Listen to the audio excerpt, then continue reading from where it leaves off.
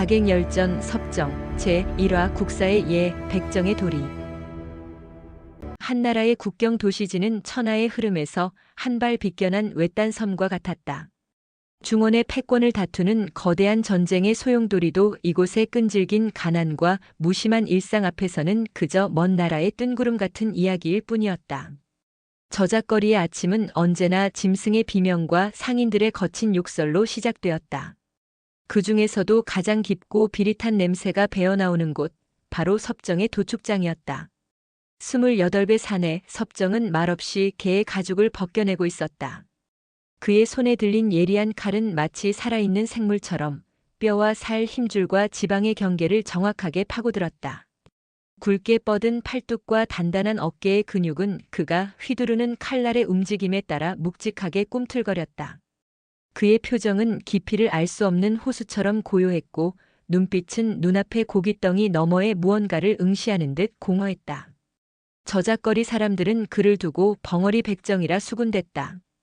그가 하루 종일 내뱉는 말이라곤 고기의 값을 흥정하는 몇 마디가 전부였기 때문이다. 그들은 섭정의 칼솜씨에 감탄하면서도 그의 침묵과 서늘한 눈빛에서는 본능적인 두려움을 느끼고 있었다. 정아, 찬 바람이 부니 기침이 잦아지는구나. 이불을 좀 더 두껍게 꺼내야겠다. 도축장 한편의 낡은 의자에 앉아있던 늙은 어머니가 마른 기침을 콜록이며 말했다. 섭정은 칼을 멈추고 어머니를 돌아보았다. 세월의 모진 풍파가 깊게 새겨진 어머니의 얼굴. 그 주름진 얼굴에 떠오르는 희미한 미소는 섭정이 이 피비린내 나는 현실을 견디게 하는 유일한 이유였다. 어머니, 제가 저녁에 약재를 좀 더 구해오겠습니다. 몸을 따뜻하게 하셔야 합니다. 그의 목소리는 무뚝뚝했지만 그 안에는 깊은 온기가 담겨 있었다. 그는 말없이 하던 일을 계속했다. 칼날이 움직일 때마다 그의 등 뒤에서는 아직 시집가지 않은 누이 서병이 오라버니와 어머니의 시중을 들며 조용히 웃고 있었다. 서병의 해맑은 미소는 이 팍팍한 삶 속에서 유일하게 빛나는 한 점 온기였다. 섭정에게 세상은 이 두 사람이 전부였다. 과거에 어떤 피를 묻혔든 어떤 삶을 살았든 지금 그는 늙은 어머니를 봉양하고 누이를 지키는 아들이자 오라비일 뿐이었다. 그날 오후 저작거리에 평소와는 다른 소란이 일었다. 고급스러운 마차 한 대가 좁은 골목길로 들어와 섭정의 도축장 앞에 멈춰 선 것이다. 흙먼지와 짐승의 똥오줌으로 질척이는 바닥에 어울리지 않는 화려한 마차의 등장은 모든 이의 시선을 사로잡았다. 잠시 후 마차에서 비단옷을 차려입은 중년의 사내가 내렸다. 그의 얼굴에는 수심이 가득했지만 걸음걸이와 몸가짐에서는 오랜 세월 몸에 밴 기품이 흘러나왔다. 그는 주변의 시선은 아랑곳하지 않고 곧장 섭정에게로 다가왔다. 사내의 이름은 엄중자였다. 한때 한나라의 권세를 좌지우지하던 대신이었으나 현 재상인 협노와의 정쟁에서 밀려나 목숨을 부지하기 위해 도망 다니는 신세였다. 그는 복수를 위해 천하를 떠돌며 자신을 도와줄 인재를 물색하던 중 우연히 지에 들렀다가 섭정에 대한 소문을 듣게 된 것이었다. 칼을 쓰는 솜씨가 귀신과 같다는 말에 그는 반신반의하며 직접 그를 찾아왔다. 엄중자는 아무 말 없이 한참 동안 섭정의 칼질을 지켜보았다. 섭정 역시 그를 의식했지만 낯선 이의 시선에 동요하지 않고 묵묵히 자신의 일을 계속했다. 엄중자의 눈이 빛났다. 그는 수많은 무인과 검객을 보아왔지만 섭정의 칼놀림은 차원이 달랐다. 그의 칼은 단순히 고기를 자르는 도구가 아니었다.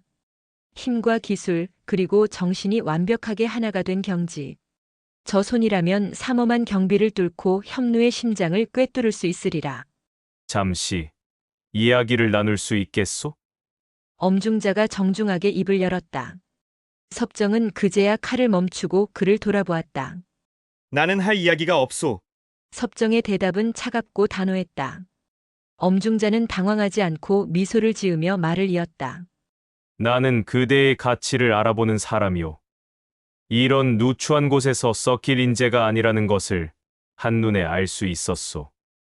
그는 품에서 묵직한 황금 주머니를 꺼내 도마 위에 올려놓았다. 이것은 약소하지만 그대의 노모와 누이를 위한 것이오. 나와 함께 큰일을 도모한다면 이보다 100배, 1000배의 부귀를 누리게 해주겠소. 황금의 등장에 주변에서 구경하던 이들의 눈이 휘둥그레졌다. 하지만 섭정의 눈빛은 조금도 흔들리지 않았다. 그는 황금 주머니를 쳐다보지도 않고 엄중자의 눈을 똑바로 응시하며 말했다. 나는 백정이요. 내 칼은 짐승을 잡는 것 외에는 쓸모가 없소. 그 황금은 내게 과분하니 다른 사람을 알아보시오. 그대의 칼이 짐승만을 위한 것이 아니라는 것은 내가 더 잘 아오. 재상 현물은 나라를 좀먹는 간신이며 백성을 도탄에 빠뜨리는 원흉이오. 그를 제거하는 것은 나라를 위한 큰 의리가 될 것이오. 엄중자는 그의 애국심에 호소했다. 하지만 섭정은 고개를 저었다. 나라의 의리도 중요하지만 내게는 그보다 더 중요한 도리가 있소. 그는 어머니가 앉아있는 쪽을 턱짓으로 가리켰다. 어머니께서 살아계시고 그분을 봉양해야 할 아들의 도리가 내게는 하늘과 같소. 내 한 몸은 이미 내 것이 아니니 당신의 제안을 받아들일 수 없소. 그의 목소리에는 한치의 흔들림도 없는 확고한 신념이 담겨 있었다. 엄중자는 순간 말을 잃었다. 그는 수많은 이들에게 거절당해 보았지만 이런 이유는 처음이었다. 대부분은 위험을 두려워하거나 더 큰 대가를 요구했었다. 하지만 눈앞에 이 사내는 늙은 어머니를 모셔야 한다는 지극히 당연하고도 숭고한 이유로 자신의 제안을 거절하고 있었다. 엄중자는 섭정을 다시 보았다. 그의 눈에 비친 섭정은 더 이상 숨은 실력을 가진 백정이 아니었다. 그는 인간의 가장 근본적인 도리를 지킬 줄 아는 진정한 대장부였다. 엄중자는 부끄러움을 느꼈다. 자신의 복수심에 눈이 멀어 한 인간의 숭고한 효심을 돈으로 사려 했던 스스로가 초라하게 느껴졌다. 그는 도마 위에 황금 주머니를 조용히 거두었다. 그리고는 섭정을 향해 허리를 깊이 숙여 친구에게 하는 예를 갖추었다. 내가 사람을 잘못 보았소. 아니, 제대로 보았으나 예를 갖추지 못했소. 그대는 단순한 자객이 아니라 의리와 도리를 아는 진정한 선비요. 내가 감히 그대의 효심을 더럽힐 뻔했구려. 엄중자는 진심으로 사과했다. 그리고는 섭정의 어머니에게 다가가 공손히 인사를 올렸다. 어머님, 훌륭한 아드님을 두셨습니다. 제가 잠시 신뢰가 많았습니다. 그의 태도는 처음과 완전히 달라져 있었다. 그는 더 이상 섭정을 고용하려는 의뢰인이 아니었다. 그는 섭정을 자신과 동등한 인격체, 나아가 자신보다 더 높은 도리를 실천하는 국사로 대우하고 있었다. 엄중자는 더 이상 아무 말도 하지 않고 조용히 마차에 올라 떠났다. 저작거리 사람들은 어리둥절한 표정으로 그 광경을 지켜볼 뿐이었다. 섭정은 아무 일도 없었다는 듯 다시 칼을 잡고 자신의 일을 계속했다. 하지만 그의 마음속에는 이전과 다른 미묘한 파문이 일고 있었다. 그는 평생을 천대받는 백정으로 살아왔다. 누구도 그의 가치를 알아주지 않았고 그 역시 스스로를 드러내려 하지 않았다. 하지만 엄중자는 달랐다. 그는 자신의 본 모습을 꿰뚫어 보았을 뿐만 아니라 자신의 거절을 이해하고 나아가 자신의 신념을 존중해 주었다. 그는 자신을 돈으로 살 수 있는 칼이 아닌 예를 갖춰 대해야 할 사람으로 보아주었던 것이다. 그날 이후 섭정의 삶은 변한 것이 없었다. 그는 여전히 매일같이 짐승을 잡았고 어머니를 봉양했으며 누이를 돌보았다. 하지만 그의 마음속에는 엄중자라는 이름과 함께 갚아야 할 마음의 빚이 희미하게 자리 잡았다. 그것은 강요된 의무가 아니었다. 자신을 알아준 사람에 대한 인간적인 존경과 고마움의 표시였다.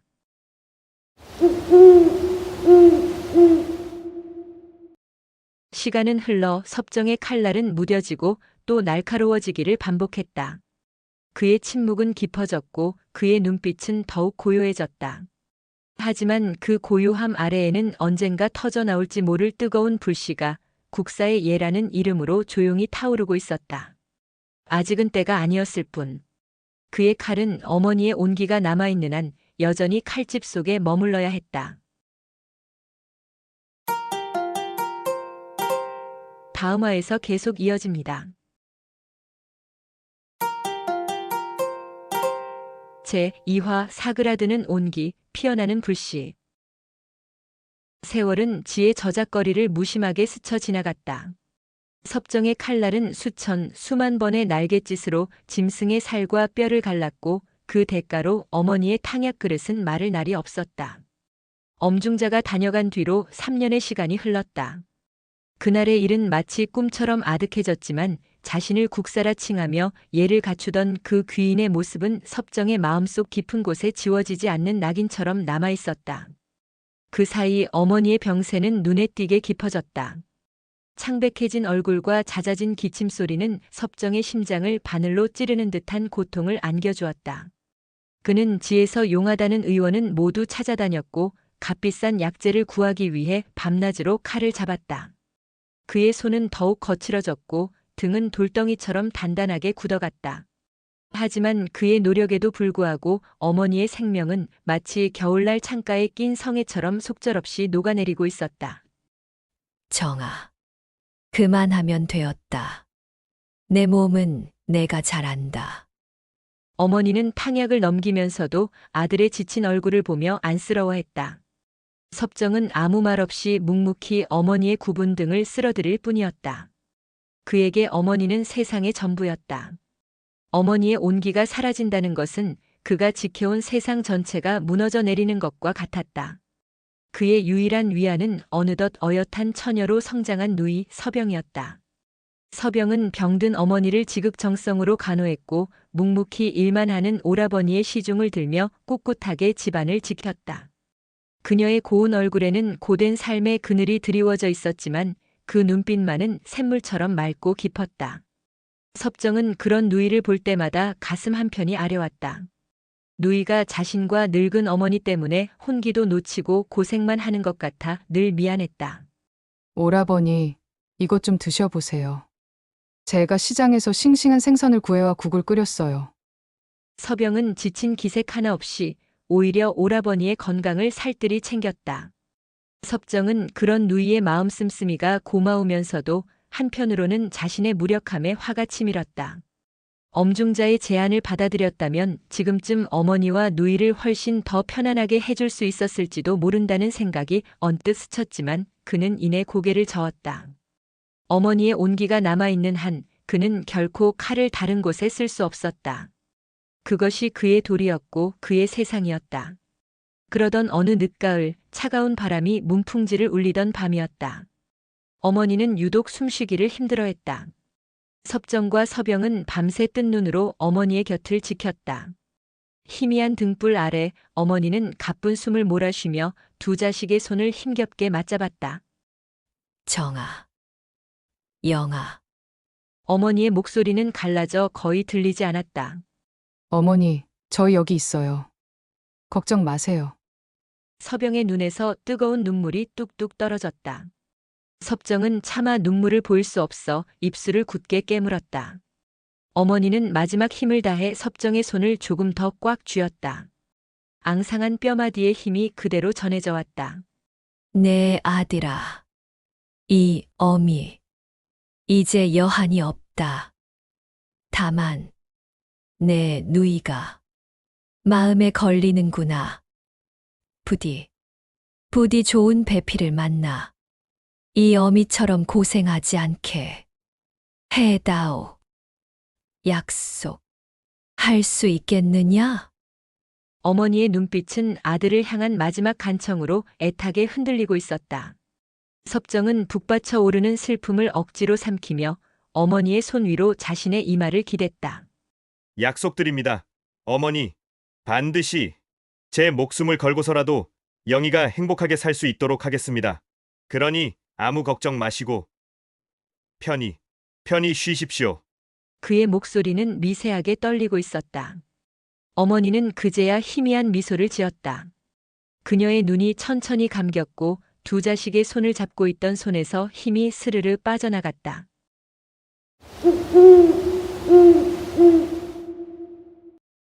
지의 밤은 유난히 길고 차가웠다. 어머니의 장례를 치르고 섭정은 한동안 실어증에 걸린 사람처럼 말을 잃었다. 그의 세상의 절반이 무너져 내린 듯한 공허함이 그의 온몸을 잠식했다. 그는 매일같이 도축장에서 기계처럼 칼을 놀렸지만 그의 영혼은 텅 비어 있었다. 그런 그를 다시 일으켜 세운 것은 누이 서병이었다. 그녀는 자신의 슬픔을 애써 감추고 더욱 꿋꿋하게 오라버니의 곁을 지켰다. 오라버니, 이제 그만 기운 차리세요. 어머니께서도 하늘에서 오라버니가 슬퍼하는 모습을 보시면 마음 편치 않으실 거예요. 서병의 위로에 섭정은 정신을 차렸다. 그에게는 아직 지켜야 할 사람이 그리고 완수해야 할 어머니와의 마지막 약속이 남아 있었다. 그날부터 섭정은 누이의 혼사를 위해 발벗고 나섰다. 그는 지에서 가장 평판이 좋고 성실하다는 청년을 수소문했다. 집안의 재산보다는 사람의 됨됨이를 가장 중요하게 살폈다. 다행히 그의 진심을 알아본 좋은 집안과 연이 닿았다. 상대는 비록 부유하지는 않았지만 정직하고 부지런하여 장래가 촉망되는 젊은이였다. 섭정은 그동안 푼푼히 모아두었던 돈을 모두 털어 누이의 혼수를 마련했다. 남들이 보기에는 초라한 혼수였지만 그 안에는 섭정의 피와 땀 그리고 누이를 향한 애틋한 마음이 고스란히 담겨 있었다. 서병의 혼례식 날 섭정은 말없이 술잔만 기울였다. 고운 신부 화장을 한 누이의 모습은 눈부시게 아름다웠다. 그는 이제야 어머니와의 마지막 약속을 지켰다는 안도감과 동시에 자신의 곁을 떠나는 누이에 대한 서운함으로 마음이 복잡했다. 오라버니, 그동안 정말 감사했습니다. 새신랑의 곁에 선 서병이 눈물을 글썽이며 그에게 큰절을 올렸다. 섭정은 묵묵히 절을 받으며 누이의 머리를 쓰다듬어 주었다. 행복하게 잘 살아라. 그것이 내 오라비의 유일한 바람이다. 혼례가 끝나고 모든 사람들이 떠나간 텅 빈 집. 섭정은 홀로 남았다. 처음으로 느껴보는 완전한 고독이었다. 어머니의 온기도 누이의 웃음소리도 사라진 집은 낯설고 춥게만 느껴졌다. 그는 멍하니 앉아 있다가 자신도 모르게 허리춤에 낡은 검을 만지작거렸다. 그 순간 그의 뇌리에 몇 년 동안 잊고 지냈던 한 사람의 얼굴이 선명하게 떠올랐다. 엄중자. 그대는 단순한 자객이 아니라 의리와 도리를 아는 진정한 선비요. 자신을 국사로 대우해주던 그의 진심 어린 눈빛. 그것은 천대받는 백정으로 살아온 섭정에게는 잊을 수 없는 충격이자 깊은 울림이었다. 이제 어머니는 돌아가셨고 누이는 행복한 가정을 꾸렸다. 그를 묶고 있던 모든 의무와 책임은 끝이 났다. 그의 몸은 이제 온전히 그의 것이었다. 내게는 그보다 더 중요한 도리가 있어. 과거에 자신이 했던 말이 귓가에 맴돌았다. 아들로서의 도리, 오라비로서의 도리. 그는 그 모든 것을 지켜냈다. 이제 남은 것은 무엇인가? 나를 알아준 사람에 대한 의리. 섭정의 눈빛이 서서히 변하기 시작했다. 공허함이 차지하고 있던 그의 눈에 뜨거운 불씨가 피어올랐다. 그것은 복수심도 부귀영화를 향한 욕망도 아니었다. 세상에서 유일하게 자신의 가치를 알아봐준 사람에게 목숨으로 그 은혜를 갚으려는 한 사내의 순수한 의리였다. 섭정은 자리에서 일어났다. 그는 벽에 걸어두었던 낡은 짐 보따리를 내렸다. 그리고 그 안에 자신의 검을 정성스럽게 넣었다. 이것은 더 이상 짐승을 잡던 백정의 칼이 아니었다. 자신을 알아준 주군을 위한 자객의 칼이었다. 다음 날 새벽 섭정은 말없이 질을 떠났다. 그가 향하는 곳은 엄중자가 머물고 있다는 소문이 들려오는 머나먼 땅이었다. 그의 발걸음은 가벼웠지만 그의 마음은 그 어느 때보다 무겁고 비장했다. 그의 등 뒤로 그가 지켜왔던 작은 세상이 멀어져 가고 있었다. 그의 앞에는 피와 칼이 난무하는 운명의 소용돌이가 그를 기다리고 있었다. 다음 화에서 계속 이어집니다. 제3화 국사의 눈물, 자객의 맹세. 섭정이 고향지를 떠난 지 석 달이 지났다. 그의 발걸음은 험준한 산을 넘고 거친 강을 건너 마침내 한나라의 심장부라 할 수 있는 양책에 닿았다. 저작거리 백정의 허름한 옷차림은 이미 길 위에서 헤어져 남루한 행색이 되었지만 그의 눈빛만은 시간이 흐를수록 더욱 예리하고 차갑게 벼려져 있었다.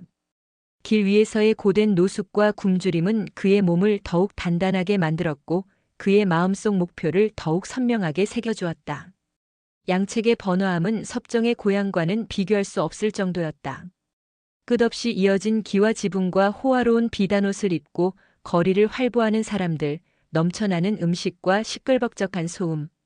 섭정은 이 모든 풍경에 잠시 압도되었지만 이내 흔들림 없는 눈으로 자신의 목표를 되새겼다. 그는 이곳 어딘가에 숨어 지내고 있을 엄중자를 찾아야 했다. 하지만 드넓은 양책에서 한 사람을, 그것도 신분을 숨기고 있는 사람을 찾는 것은 모래사장에서 바늘을 찾는 것과 같았다. 섭정은 며칠 동안 저작거리의 주점을 전전하며 정보를 수소문했다. 그는 말을 아꼈지만 날카로운 관찰력으로 사람들 사이를 오가는 소문과 대화에 귀를 기울였다. 며칠간의 탐문 끝에 그는 마침내 실마리를 잡을 수 있었다.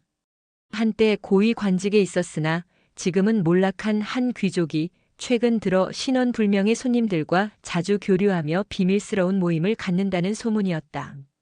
섭정은 직감적으로 그 모임이 엄중자와 관련이 있음을 느꼈다.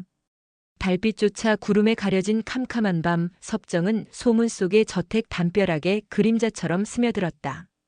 수년간 짐승의 기척을 느끼며 단련된 그의 감각은 경비병들의 미세한 움직임까지 포착해냈다. 그는 소리 없이 담을 넘어 어둠 속에서 조용히 몸을 숨겼다. 저택의 가장 깊숙한 곳, 희미한 등불이 새어나오는 한 별채에서 두런두런 이야기 소리가 들려왔다. 섭정은 고양이처럼 소리 없이 다가가 창호지 틈으로 안을 엿보았다. 그곳에는 초조한 얼굴의 집주인과 함께 몇 년 전보다 훨씬 더 수척해졌지만 여전히 기품을 잃지 않은 한 사내가 앉아 있었다. 엄중자였다. 그의 얼굴에는 망명 생활의 고단함과 복수를 향한 초조함이 깊게 새겨져 있었다. 혐루의 감시가 점점 더 심해지고 있네. 이러다가는 거사를 치르기도 전에 모두가 위험해질 것이야. 엄중자가 탄식하며 말했다. 함께 있던 이들 역시 무거운 표정으로 고개를 숙일 뿐이었다. 바로 그때였다. 오랜만입니다. 엄중자 어른. 어둠 속에서 나지막하지만 굳건한 목소리가 울려 퍼졌다. 방 안에 있던 모두가 화들짝 놀라며 칼을 뽑아들었다. 언제 들어왔는지 문가에 그림자처럼 서 있는 섭정의 모습은 마치 저승사자와도 같았다. 니신가? 집주인이 겁에 질려 소리쳤다. 하지만 엄중자는 떨리는 눈으로 섭정을 바라보고 있었다. 몇 년의 세월이 흘렀지만 그는 결코 잊을 수 없었다. 저 고요하면서도 모든 것을 꿰뚫어 보는 듯한 눈빛을. 그대, 정녕 그대인가? 섭정 선생. 엄중자의 목소리가 믿을 수 없다는 듯 떨려 나왔다. 섭정은 말없이 고개를 끄덕였다. 방 안의 긴장감이 순식간에 녹아내렸다. 엄중자는 칼을 내려놓고 비틀거리는 걸음으로 섭정에게 다가왔다. 어찌하여 이제야. 내가 사람을 보내 몇 번이나 그대를 찾았거늘 도저히 찾을 수가 없었네. 섭정은 고개를 숙이며 담담하게 말했다. 어머니께서 살아계셨습니다. 짧은 한마디였다. 하지만 그 안에는 여러 가지 의미가 담겨 있었다.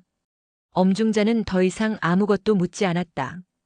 그는 섭정의 어깨를 붙잡고 그의 눈을 깊이 들여다보았다. 섭정의 눈 속에서 그는 한 사내가 짊어져야 했던 삶의 무게와 그 모든 것을 끝내고 비로소 자신을 찾아온 굳건한 의리를 읽을 수 있었다. 어머님, 장례는 잘 치르셨는가? 지난 봄에 3년상을 마쳤습니다. 누이는 좋은 곳으로 시집 보냈습니다. 문답은 짧았다. 하지만 그 짧은 대화 속에서 두 사내 사이에는 그 어떤 말로도 표현할 수 없는 깊은 신뢰와 유대감이 형성되고 있었다. 엄중자의 눈시울이 뜨거워졌다. 천하를 떠돌며 수많은 배신과 냉대를 겪었던 그였다. 하지만 눈앞의 이 사내는 자신과의 스쳐 지나가는 인연 하나를 잊지 않고 인간으로서의 모든 도리를 다한 후에야 자신을 찾아와 주었다. 이것은 단순한 의리가 아니었다. 자신을 알아준 사람을 위해 모든 것을 내던질 수 있는 진정한 지기의 모습이었다. 엄중자는 그 자리에 무릎을 꿇고 섭정을 향해 큰 절을 올리려 했다. 섭정이 황급히 그를 부축했다. 이러지 마십시오. 어른. 아니네. 내가 절을 해야 하네. 나는 복수심에 눈이 멀어 그대의 숭고한 효심을 더럽히려 했으나 그대는 그 모든 풍파를 이겨내고 의리를 지키기 위해 나를 찾아왔네. 그대는 나의 자객이 아니라 나의 벗이요. 나의 스승일세. 엄중자는 눈물을 흘리며 말했다. 그 눈물은 한의 눈물이 아니라 자신을 알아주는 사람을 만난 것에 대한 뜨거운 감격의 눈물이었다. 그날 밤 두 사람은 밤이 새도록 술잔을 기울였다. 엄중자는 그동안 겪었던 서름과 복수를 향한 계획을 털어놓았고 섭정은 묵묵히 그의 말을 들어주었다. 엄중자의 목표는 여전히 재상 협누였다. 협누는 한나라의 군주인 애후를 등에 업고 온갖 전횡을 일삼으며 나라를 어지럽히고 있었다. 그의 권세는 하늘을 찔렀고 그의 저택은 수백 명의 정예 호위병들이 철통같이 지키고 있었다. 협루는 의심이 많아 외부인은 결코 가까이 할 수 없네. 오직 한 달에 한 번 조정의 대신들을 모아 연회를 열 때가 유일한 기회지. 하지만 그 연회장조차 수십 명의 무사들이 칼을 뽑아든 채 지키고 있어 파리 한 마리조차 얼씬할 수 없는 곳일세. 엄중자의 목소리는 절망으로 가득 차 있었다. 불가능에 가까운 임무였다. 하지만 섭정의 표정에는 조금의 동요도 없었다. 그는 그저 조용히 술잔을 비울 뿐이었다. 제가 하겠습니다. 섭정이 마침내 입을 열었다. 그의 목소리는 낮았지만 그 안에는 강철과도 같은 의지가 담겨 있었다. 어른께서는 저를 국사로 대우해 주셨습니다. 선비는 마땅히 자신을 알아주는 이를 위해 목숨을 바치는 법. 저를 믿고 맡겨주십시오. 그의 말에는 어떠한 조건도 두려움도 없었다. 오직 자신을 알아준 사람을 위한 순수한 헌신만이 있을 뿐이었다. 엄중자는 더 이상 말을 잇지 못하고 그저 섭정의 손을 굳게 잡았다. 다음 날부터 섭정은 암살을 위한 준비를 시작했다. 그는 엄중자가 구해온 협루 저택의 지도를 벽에 붙여놓고 며칠 밤낮으로 그것을 뚫어지게 들여다보았다. 경비병들의 교대 시간, 연회장의 구조, 협루가 앉는 자리까지 그는 모든 것을 머릿속에 완벽하게 새겨 넣었다. 그는 더 이상 저작거리의 백정이 아니었다. 그는 하나의 목표를 위해 자신의 모든 것을 던진 날카로운 비수와도 같은 자객이었다. 그는 매일 새벽 인적이 드문 뒷산에 올라 검을 휘둘렀다. 그의 검은 화려하지 않았지만 한 번의 움직임으로 상대의 숨통을 끊는 지독하게 실전적인 검술이었다. 바람을 가르는 검소리는 마치 그의 분노처럼 혹은 그의 슬픔처럼 공허하게 울려 퍼졌다. 그의 방 한쪽에는 낡은 숫돌이 놓여 있었다. 그는 매일 밤 자신의 검을 갈았다. 숫돌에 검이 갈리는 소리가 고요한 밤을 갈랐다. 그것은 단순히 칼날을 세우는 행위가 아니었다. 흩어진 정신을 하나로 모으고 인간적인 감정을 모두 지워내며 자신을 오직 하나의 목표를 위한 도구로 만들어가는 과정이었다. 그의 눈빛에서는 온기가 사라지고 오직 서늘하고 날카로운 칼날의 빛만이 남아있었다. 운명의 날은 다가오고 있었다. 그의 칼은 이제 자신을 알아준 주군을 위해 피의 춤을 출 준비를 모두 마친 상태였다. 다음 화에서 계속 이어집니다. 제4화 한낮의 혈투, 이름 없는 영웅. 한나라의 재상 협누의 저택은 철옹성과 같았다. 높은 담장 위에는 날카로운 창날이 촘촘히 박혀 있었고 정문과 후문은 갑옷으로 중무장한 병사들이 밤낮으로 지키고 있었다. 그 위세는 마치 작은 왕국을 방불케 했다. 운명의 날, 애후가 참석하는 연회가 열리는 날의 아침은 유난히 맑았다. 섭정은 밤새 벼린 칼을 품에 숨기고 평범한 하인처럼 보이는 허름한 옷으로 갈아입었다. 그의 얼굴에는 어떠한 감정의 동요도 없었다.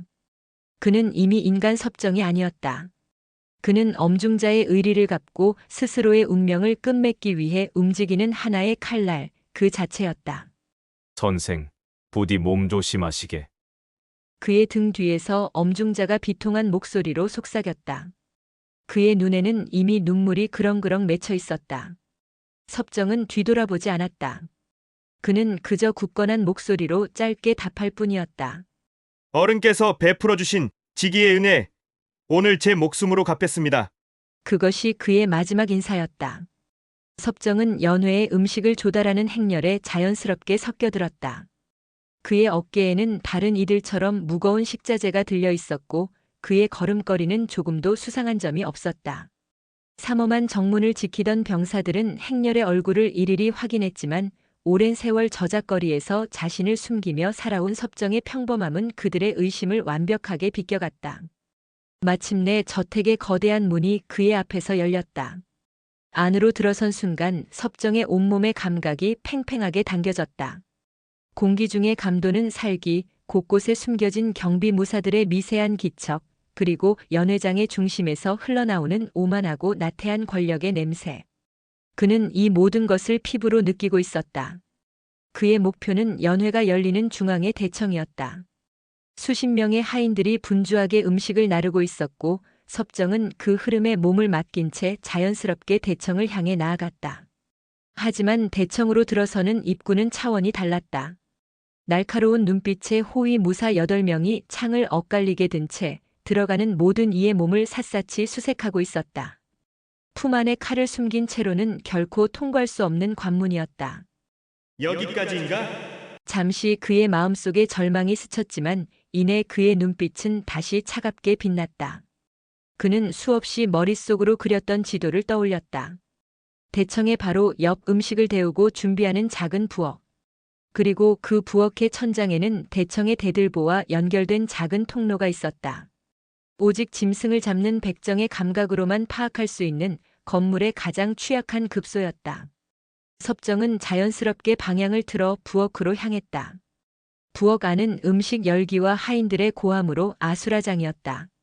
누구도 벽 구석에서 조용히 몸을 웅크린 섭정에게 신경 쓰지 않았다. 그는 짧은 순간 지붕의 석가래를 붙잡고 한 마리 뱀처럼 소리 없이 천장으로 기어올랐다. 어둡고 먼지 쌓인 천장 속에서 그는 짐승처럼 숨을 죽이고 대청의 중심으로 향했다. 대청 안은 화려함의 극치였다. 애후와 협누를 비롯한 수십 명의 대신들이 산의 진미를 앞에 두고 웃고 떠들고 있었다. 협누는 가장 상석에서 기름진 얼굴로 거만하게 술잔을 기울이고 있었다.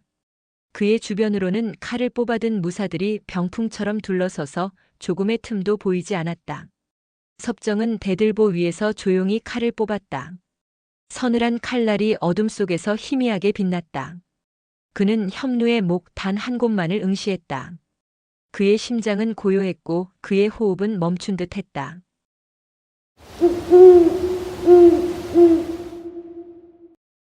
천년과도 같은 기다림의 순간. 마침내 기회가 왔다. 협누가 대신들의 아첨에 만족스러운 듯 크게 웃으며 몸을 뒤로 젖히는 순간 그의 목이 무방비하게 드러났다. 바로 그때였다. 섭정은 한 마리 매처럼 대들보에서 몸을 날렸다. 그의 몸은 모든 소음을 집어삼키며 정확하게 협누의 등 뒤로 떨어졌다. 내 놈은 누구냐? 가장 먼저 그를 발견한 호위 무사가 경악하며 소리쳤다. 하지만 그 소리는 이미 늦었다.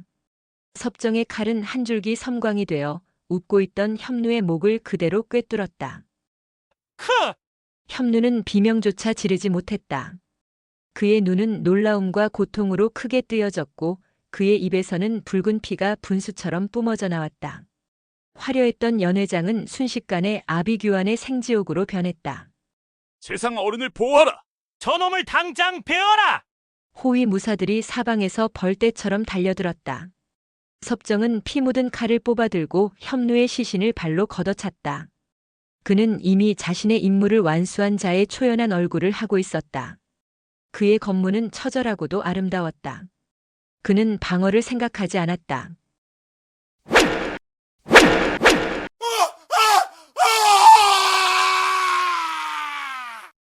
오직 한 걸음 나아갈 때마다 한 명을 베어 넘길 뿐이었다. 그의 칼은 적의 빈틈을 파고드는 독사의 이빨과도 같았고 그의 몸놀림은 수십 개의 칼날을 피하는 한 마리 나비와도 같았다. 칼과 칼이 부딪히는 소리, 살점이 베이는 소리, 절규하는 비명소리가 연회장을 가득 메웠다. 하지만 수적 열세를 당해낼 수는 없었다. 그의 몸에도 하나둘 상처가 늘어갔고 그의 움직임은 점점 무뎌져 갔다. 사방은 온통적이었다. 빠져나갈 길은 없었다. 이제 끝이구나. 섭정은 마지막 힘을 다해 자신을 애워싼 무사 몇 명을 더 베어 넘겼다. 그리고 그는 모두가 경악할 만한 행동을 시작했다. 그는 자신의 칼을 들어 조금의 망설임도 없이 자신의 얼굴 가죽을 벗겨내기 시작했다. 끔찍한 고통이 온몸을 관통했지만 그는 신음소리 한 번 내지 않았다. 그는 자신의 신원이 밝혀져 멀리 고향에 있는 누이에게까지 화가 미치는 것을 막으려 한 것이다. 크아! 그것은 고통의 신음이 아니라 자신의 마지막 의지를 관철하려는 영혼의 포효였다. 피범벅이 되어 형체를 알아볼 수 없게 된 얼굴. 그는 그것으로도 모자라 칼끝으로 자신의 두 눈을 도려냈다. 시뻘건 피가 분수처럼 솟구쳤다. 저놈이 미쳤다! 그의 끔찍한 자해에 달려들던 무사들조차 겁에 질려 뒷걸음질 쳤다. 마지막으로 섭정은 칼을 자신의 배에 깊숙이 꽂아 넣었다. 그는 무릎을 꿇지 않았다. 선체로 그는 자신의 배를 가르고 창자를 꺼내 바닥에 내던졌다. 그의 마지막 모습은 차마 눈뜨고 볼 수 없을 정도로 끔찍하고 처참했다. 하지만 그 순간 그의 영혼은 그 누구보다 자유롭고 평화로웠을 것이다. 그는 자신을 알아준 주군과의 의리를 지켰고 마지막 순간까지 사랑하는 누이를 지켜냈다. 한낮의 혈투는 그렇게 끝이 났다. 세상에 화려했던 연회장에는 이름 없는 영웅의 끔찍한 시신만이 남아 권력의 허망함과 한 사내의 지독한 의리를 소리 없이 증명하고 있었다. 그의 칼날은 마침내 부러졌지만 그의 이야기는 이제 막 시작되고 있었다. 다음 화에서 계속 이어집니다. 제5화 누이의 눈물, 전설이 된 이름. 한나라의 수도 양책은 며칠 동안이나 끔찍한 소문으로 술렁였다. 재상 현무가 자신의 연회장에서 처참하게 살해당했고 범인은 그 자리에서 수십 명을 베어 넘긴 뒤 스스로 얼굴 가죽을 벗기고 배를 갈라 죽었다는 이야기였다. 범인의 시신은 신원을 확인할 수 없을 정도로 끔찍하게 훼손되어 있었고 분노한 애후는 그의 시신을 저작거리 한복판에 내걸고 그 이름을 아는 자에게 천금의 상을 내리겠다고 공표했다.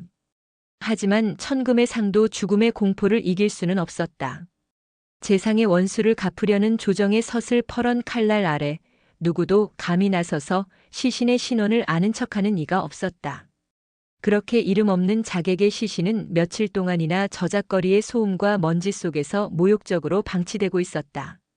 그 흉흉한 소문은 바람을 타고 멀리 변방의 작은 고을 지혜까지 흘러들어왔다. 평범한 안악내의 삶을 살아가던 서병의 귀에도 그 이야기가 들어왔다. 처음에는 그저 끔찍한 이야기라 생각하며 애써 외면했다. 하지만 이야기를 들으면 들을수록 그녀의 마음속에는 지울 수 없는 불안의 그림자가 짙게 드리워졌다. 단신으로 재상의 연회장에 뛰어들어 수십 명을 베고 스스로 얼굴을 훼손한 채 죽었단다. 세상 사람들은 그 자객의 잔인함과 광기에 혀를 내둘렀지만 서병은 그 끔찍한 행위 뒤에 숨겨진 어떤 절박한 의지를 읽을 수 있었다. 그리고 그 의지는 그녀가 세상에서 가장 잘 아는 한 사내의 것과 너무나도 닮아 있었다. 과묵했지만 한 번 뜻을 정하면 결코 물러서지 않았던 오라버니. 자신을 위해서는 무엇이든 할 수 있다던 그 굳건한 눈빛. 설마. 아니야, 아닐 거야. 서병은 불안한 마음을 애써 부정했다. 하지만 한번 피어오른 의심의 불씨는 밤낮으로 그녀의 마음을 태웠다. 오라버니가 집을 떠난 지 벌써 반년이 넘어가고 있었다. 아무런 소식도 없었다. 그녀는 남편에게 양해를 구하고 소문의 진상을 확인하기 위해 홀로 양책으로 향하는 험한 길에 올랐다. 며칠 밤낮을 걸어 도착한 양책의 저작거리는 소문 그대로였다. 수많은 사람들이 원을 그리고 둘러선 그 중심에 차마 눈뜨고 볼 수 없을 정도로 훼손된 시신 한 구가 매달려 있었다. 서병은 떨리는 발걸음으로 인파를 헤치고 앞으로 나아갔다. 가까이 다가갈수록 역한 피비린내가 코를 찔렀고 심장이 얼어붙는 듯한 공포가 온몸을 덮쳤다. 마침내 그녀의 눈에 시신의 모습이 들어왔다. 얼굴은 형체를 알아볼 수 없었고 온몸은 칼자국으로 성한 곳이 없었다. 하지만 그 처참한 모습 속에서도 서병은 단번에 알 수 있었다. 저것은 자신의 오라버니 섭정의 마지막 모습이라는 것을. 비록 살과 뼈는 으스러졌지만 그 안에 담긴 영혼의 형태는 그녀에게 너무나도 익숙했다. 특히 시신의 발목 근처에 남아있는 희미한 흉터. 그것은 어릴 적 자신을 구하려다 다쳤던 오라버니의 상처 자국이었다. 서병의 입에서 비명 같은 신음이 터져나왔다. 그녀는 그 자리에 주저앉아 땅을 치며 통곡하기 시작했다. 주변의 사람들이 수군거리며 그녀를 바라보았지만 그녀의 귀에는 아무 소리도 들리지 않았다. 오라버니, 가여운 내 오라버니, 어찌하여 이리도 차가운 곳에 이 끔찍한 모습으로 누워 계십니까? 그녀의 울음소리는 저작거리 전체를 울렸다. 한참을 통곡하던 그녀는 이내 눈물을 닦고 비틀거리며 일어섰다. 그녀는 더 이상 슬픔에 잠긴 여인이 아니었다. 오라비의 숭고한 죽음을 완성시켜야 할 세상에 단 하나뿐인 누이였다. 그녀는 시신을 향해 큰 절을 올리고 주변을 둘러싼 군중을 향해 피를 토하는 심정으로 외쳤다. 여러분, 이 사람의 이름을 아는 자에게 천금이 내려진다고 들었습니다. 제가 그 이름을 알려드리지요. 그녀의 외침에 저작거리는 순간 정적에 휩싸였다. 사람들은 숨을 죽이고 그녀를 주목했다. 이 사람의 이름은 섭정, 저 멀리 지에서 온 바로 제 하나뿐인 오라버니입니다. 그녀의 목소리는 떨렸지만 그 안에는 흔들림 없는 확신과 긍지가 담겨 있었다. 내 오라버니는 천한 백정이었으나 그 의리는 천하의 그 어떤 영웅골보다 높고 푸른 분이셨습니다. 그는 자신을 알아준 단 한 사람, 엄중자 어른과의 의리를 지키기 위해 나라의 역적인 재상 현무를 처단한 것입니다. 군중 속에서 웅성거림이 일었다. 그가 어찌하여 이토록 끔찍한 모습으로 죽음을 맞이했는지 아십니까? 그것은 바로 저 때문입니다. 시연이 밝혀져 멀리 고향에 있는 누이에게 화가 미칠까 두려워 스스로 얼굴을 훼손하고 눈을 도려낸 것입니다. 아, 가엾고 어리석은 내 오라버니, 어찌 누이의 목숨이 두려워 당신의 빛나는 이름을 이리도 처참하게 썩게 내버려 두려 하셨습니까? 서병은 다시 한번 통곡했다. 그녀의 절절한 외침에 군중들은 숙연해졌다. 그들은 더 이상 시신을 끔찍한 구경거리로 보지 않았다. 그들은 한 사내의 지독한 의리와 그것을 완성시키려는 누이의 위대한 사랑을 목격하고 있었다. 죽음이 어찌 두렵지 않겠습니까? 하지만 내 어찌 제 한 몸의 안위가 두려워 현명하고 의로운 내 오라버니의 이름을 역사 속에 헛되이 썩게 내버려 둘 수 있겠습니까? 천하의 모든 이들이 알아야 합니다. 이 위대한 영웅의 이름을. 그 이름은 섭정입니다. 내 자랑스러운 오라버니 섭정입니다. 그녀의 외침은 천지를 진동하는 거대한 울림이 되어 사람들 가슴속에 깊이 새겨졌다. 그녀는 자신의 할 일이 모두 끝났음을 직감했다. 그녀는 천천히 시신에게로 다가가 차갑게 식어버린 오라버니의 몸을 끌어안았다. 오라버니, 이제 외롭지 않으시지요? 이 못난 누이가 이제 오라버니 곁으로 가겠습니다. 그녀는 품속에 숨겨두었던 작은 비수를 꺼내 망설임 없이 자신의 목을 찔렀다. 선홍빛 피가 뿜어져 나오며 그녀의 몸이 오라버니의 시신 위로 힘없이 쓰러져 갔다. 두 남매의 비극적이고도 숭고한 죽음은 순식간에 온 나라에 퍼져나갔다. 사람들은 더 이상 섭정을 잔인한 자객으로 기억하지 않았다. 그들은 자신을 알아준 이를 위해 목숨을 바치고 마지막까지 누이를 지키려 했던 의인 섭정과 그의 이름을 세상에 알리기 위해 기꺼이 자신의 목숨을 던진 연려 서병의 이야기를 노래했다. 이 소식을 전해 들은 엄중자는 땅을 치며 통곡했다고 한다. 그는 두 남매의 시신을 수습하여 양지 바른 곳에 합장하고 그들의 이야기가 1000년 뒤에까지 전해질 수 있도록 역사에 기록하게 했다. 백정의 칼은 비록 부러졌지만 그 칼날이 남긴 의리의 빛은 꺼지지 않았다. 누이의 눈물은 비록 마르고 흩어졌지만 그 눈물 속에 담긴 사랑과 희생의 이야기는 사람들의 마음속에 영원한 전설로 남게 되었다. 감사합니다.